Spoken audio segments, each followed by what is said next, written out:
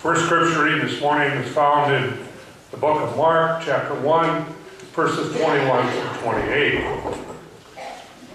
Jesus and his followers went into Capernaum. Immediately on the Sabbath, Jesus entered the synagogue and started teaching. The people were amazed by his teaching, for he was teaching them with authority, not like the legal experts. Suddenly, there in the synagogue, a person with an evil spirit screamed, "What have you done with us, Jesus of Nazareth? Have you come to destroy us? I know who you are. You are the Holy One from God." "Silence," God said, speaking harshly to the demon. "Come out of him." The unclean spirit shook him and screamed. Then it came out. Everyone was shaken and questioned among themselves, "What's this? A new teaching with authority? He even commands unclean spirits, and they obey him." Right away, the news about him spread throughout the entire region of Galilee.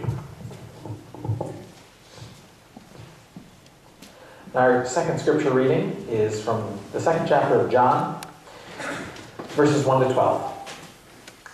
On the third day, there was a wedding in Cana of Galilee.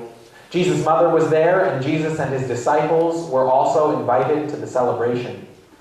When the wine ran out, Jesus' mother said to him, "They don't have any wine." Jesus replied, "Woman, what does that have to do with me? My time hasn't come yet." His mother told the servants, "Do whatever he tells you." Nearby were 6 stone water jars used for the Jewish cleansing ritual, each able to hold about 20 or 30 gallons. Jesus said to the servants, "Fill the jars with water," and they filled them to the brim. Then he told them, "Now draw some from them and take it to the head waiter." And they did. The head waiter tasted the water that had become wine. He didn't know where it came from, though the servants who had drawn the water knew. The head waiter called the groom and said, "Everyone serves the good wine first.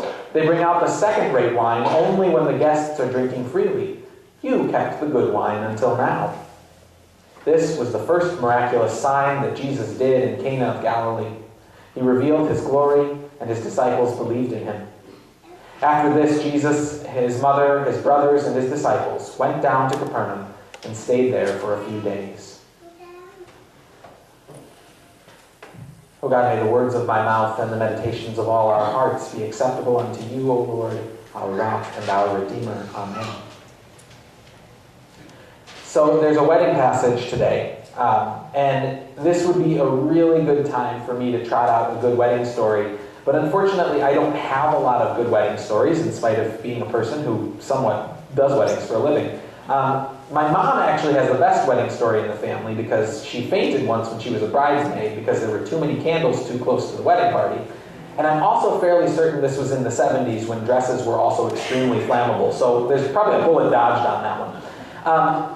But unfortunately, I have been robbed of most of my potential great wedding stories because I've had 6 couples who have come to me for premarital counseling, and only 3 of them ever decided to get married, which means I'm either very good or very bad at premarital counseling. Take that under advisement to anyone who's considering it. But I do actually love weddings. And what I learned even before I was a pastor is that when most people tell you, "I love weddings," what they actually mean is, "I love wedding receptions." So I'd like to take the rest of my sermon here to scold you about how important the ceremony itself is, how necessary it is that we honor God. But here's the thing. While I believe that to be true, it would not be true to today's scripture reading. Because after all, today's scripture reading does not focus on the wedding. It focuses rather on something that we do see. Because while today's story from the Gospel of John is often called the wedding at Cana, it would be more accurate to call it the wedding reception at Cana. After all, we don't see anything of the wedding ceremony, do we? The only evidence we have that it was a wedding is that we find out that there was a bride and a groom and they're having a wedding feast. We don't see these people, whoever they were, pledge their commitment to God in front of their community, in front of God. We don't see the importance of the religious aspects. We don't even see the meal. Not even that. We just see the party. So we have the setup here, which is that Jesus and his disciples are invited to the celebration, the Bible tells us. And we're not sure if they were even invited to the ceremony. Let's hope they were, because personally I never really like it when you're just invited to one thing or the other. It doesn't feel right to me. But anyway, at the reception, Mary, the mother of Jesus, runs out to tell Jesus the problem. They are out of wine. I imagined myself, while I read this week again, as just another guest at the wedding who overhears this. And you start to think, like, what is this lady talking about? Why is she telling this guy? Does he really like wine so much that he's going to leave now? But if you think of someone running up to a wedding guest, a random wedding guest, and saying, oh my gosh, they're out of wine, you expect one of a couple of responses from that person who's being told that they're out of wine.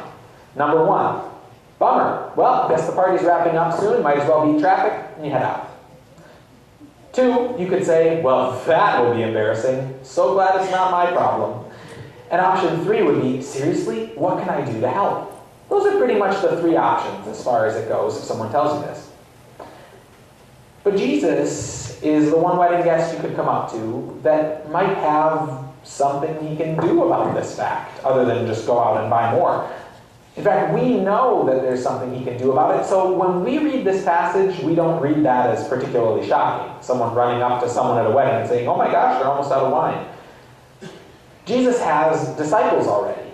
But at this point in John's Gospel, right at the beginning of chapter 2, and contrary to the reading order of our scriptures this morning, Jesus has not yet performed any miracles.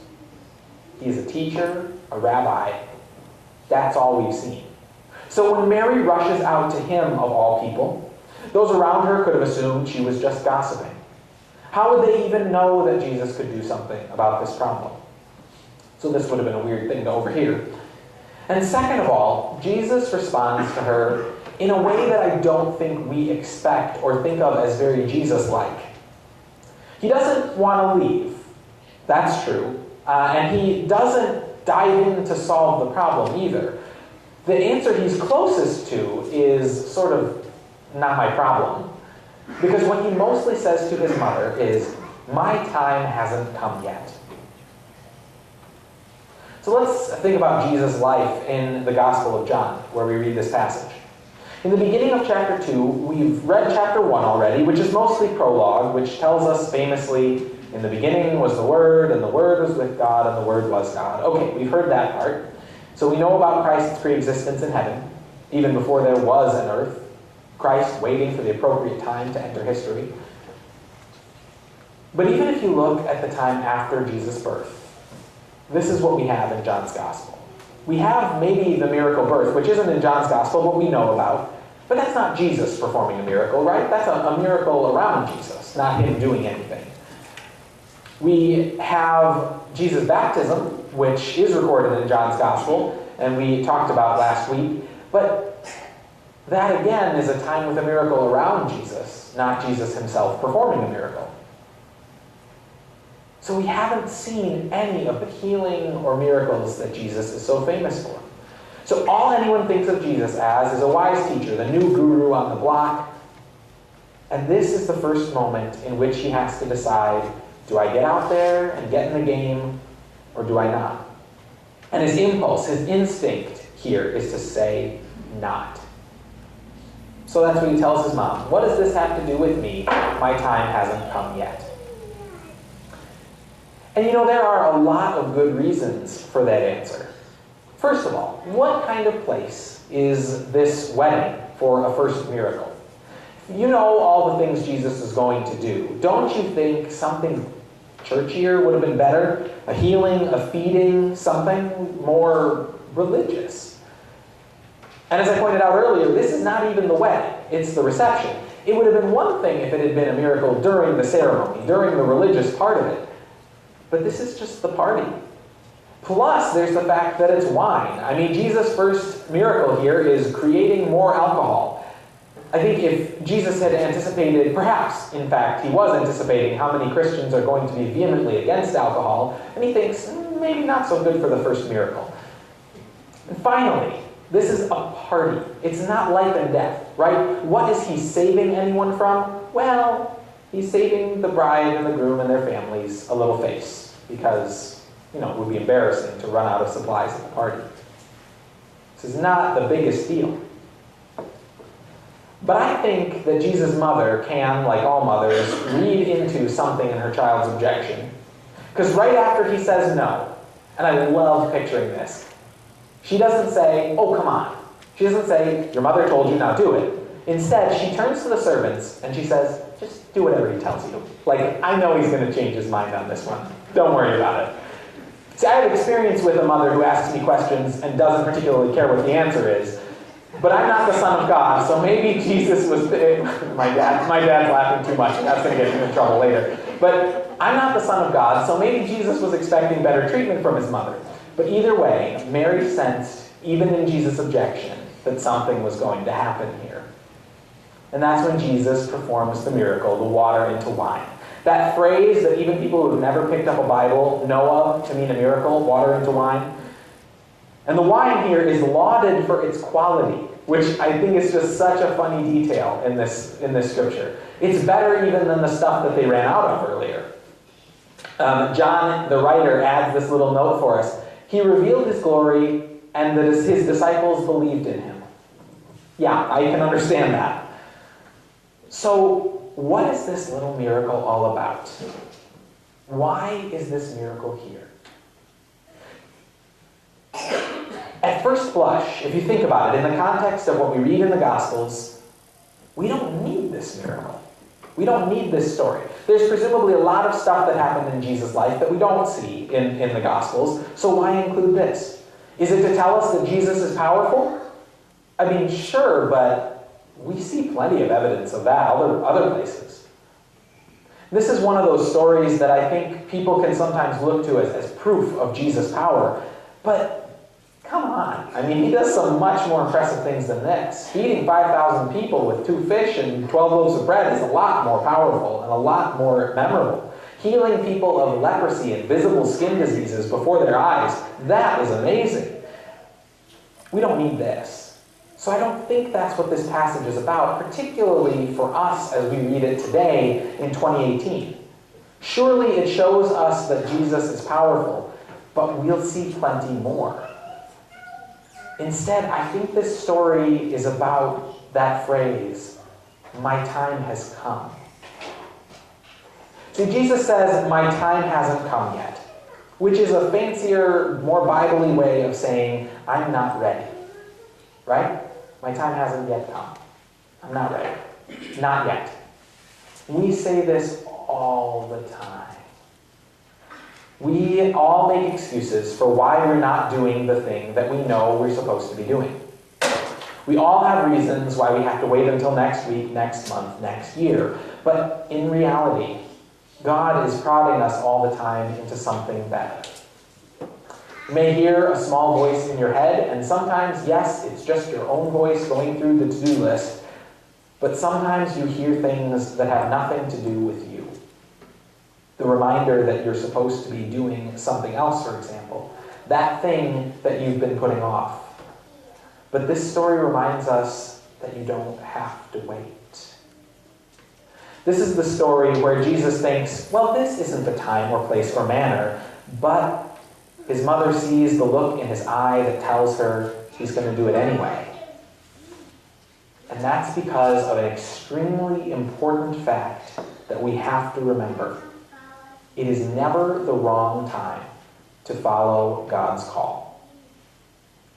It is typical in churches that use the Revised Common Lectionary, the 3-year rotating cycle of texts, to spend most of January talking about calling. I'm not using the Revised Common Lectionary this year since I've been preaching this series from the Bible since September, but the thing about it is this message on calling is so relevant for us.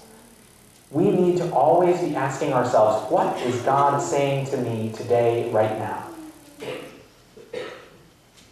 And we can embrace that call anytime and anywhere. We don't have to wait.